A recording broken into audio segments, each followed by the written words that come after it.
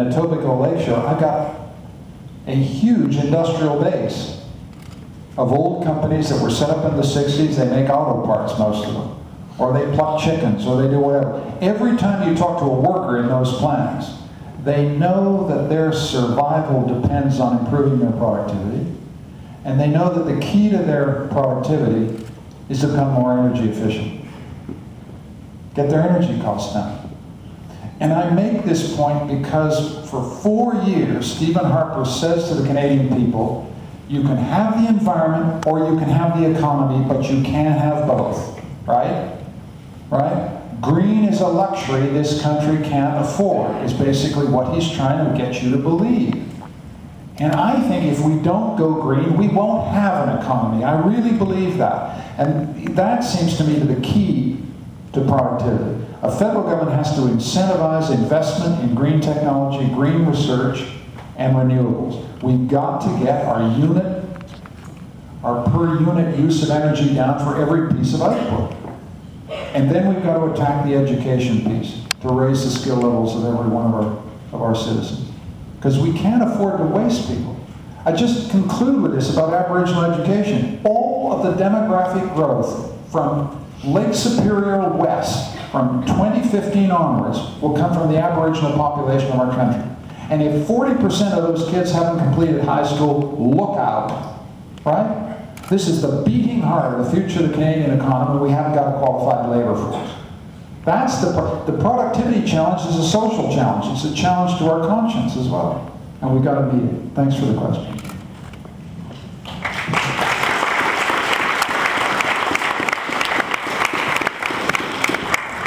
Thank you, Mr. Ignatieff, for being here this afternoon. Just before Parliament closed in the fall, the Liberals and the NDP and the Bloc came together to pass a motion which was calling on developed countries to support science-based targets in Copenhagen. I thought that was a very good move and showed that it's possible for parties to unite where we recognise there's a common issue that we all have to come behind in Canada. You've also released an energy strategy. It's pretty short still. I'm interested in hearing some of your thoughts on how that's going to be developed. Youth in Canada feel betrayed by the current government and their failure to take leadership on climate change. And if our responsibility is to get the vote out, which we failed to do in the last election, your responsibility is to give us visionary leadership on climate change. You need to give us something that we can believe in, that we can organise around, and that we know will protect current and future generations from the worst impacts of climate change.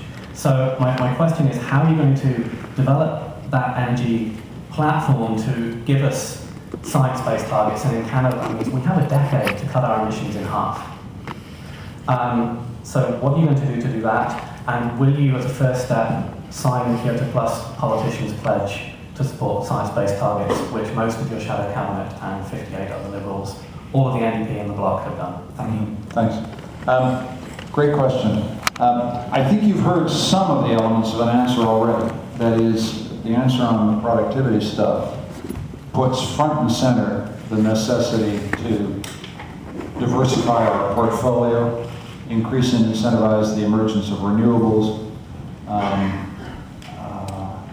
science-based targets. I mean, we got to get back to 1990 baseline targets. We've got to set targets for between 50 and 80% absolute reduction in CO2 emissions by 2050. We've got to we've got to drive Canadian policy by that international scientific objective that says we must hold temperature increase below 2 degrees Celsius. That's what we're talking about, science-based targets. One of the things we need to do here, which is crucial, is to stop waiting for the United States to give us our climate change policy. For half of Mr. Harper's time in office, he's been saying we can't do anything because George Bush is in office. And now he's saying we'll have to wait until Barack Obama gives us our climate change policy, or the US Senate gives us a climate change policy. This is Canada. Climate change policy is a matter of our sovereignty. I understand we're in an integrated continental economy. We can't have targets that are so offline from the US that it begins to have productive effects on our economy. But we can't wait for the Americans. Because if we do, we may wait another 4 years. We've already wasted 4 years. So one of the things that we're saying as a party is we have to get started now. 3 provinces have done substantial exploration on cap-and-trade systems. What they're waiting for is the federal government to say, here's the cap-and-trade system, here's the cap. It's not rocket science to figure out what that cap should be. It has to be a hard cap. We have to get an emissions trading system going now.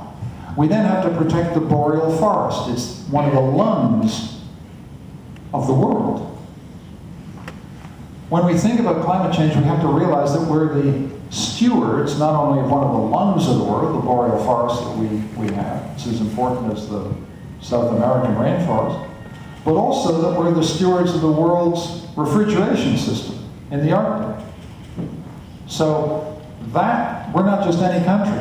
We're a country with very particular global responsibilities which we need to exercise. And I've laid out a pretty comprehensive plan that I think will begin to take us there. And I'm willing to work with other parties. I don't think we have a monopoly on virtue, and this stuff is too important to have it nickel and dime with policy.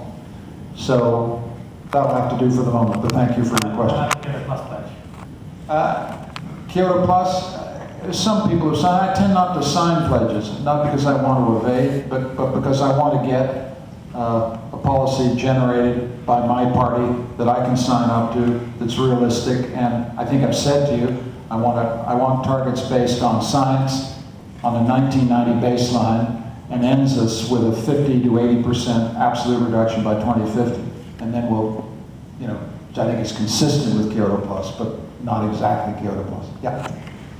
Thank you. My name is Aaron Wade. I'm the External Affairs Commissioner for the McMaster Students Union. My question is dealing with a comment that Mr. Trudeau made earlier in the year to a number of students from the Canadian Alliance of Student Associations. And it was that the Canadian government is currently lacking in vision for post-secondary education. And I was wondering what your party's long-term strategy, I know you've already touched on it a little bit, is for higher education in the country. Well, I think I said in answer to a previous question that my sense of higher education is it's part of a learning strategy that starts with early learning and child care for every Canadian family that wants it, and goes right through to end of, you know, to learning in retirement and afterwards. And we've got to get this joined up because there are a lot of gaps in our provision. I guess my vision of higher education policy is you get the grades, you get to go. We've got to take the access question off the table. But access is not just a money question. I can tell you that we'll have a very generous student grants program, try and get more grants than loans. If we have loans, the repayment periods will be as long as we can make them, forgiveness wherever we can, all that stuff. But the barriers to access that trouble me are the people who, because of poverty, socioeconomic status, life circumstances, think, McMaster, that's way above my head. That's too hard. Nobody in my family ever went, right? The barriers to access go much beyond income. They have to do with just, it's too hard. It's too high above my head. I haven't got a high school degree. I haven't got a high school equivalency, right? It's that stuff. The federal government can't do that alone. We've got to sit down with the provinces and figure out a strategy in which we play our part. The federal government writes the checks. The federal government can incentivize the national vision and the national strategy. That's why the cuts to the Canadian Council of Learning are so dumb, because they've actually begun to try and lay out a national strategy for us. But I think we need to see access to higher education as part of an anti-poverty strategy, as part of an opportunity strategy. And the mission of these institutions, you know, when I went on this cross-campus tour, Tony Clement, the Minister of Industry, said this was a typical elitist move. Think about that word, elitism. McMaster cannot be elitist. McMaster's vision and the vision of every university in the country and every federal government that wants to support these universities to say, if you've got the grades, you get to go, and we're going to reach out to you and find a way in which you can begin to believe that this can be part of your dream too.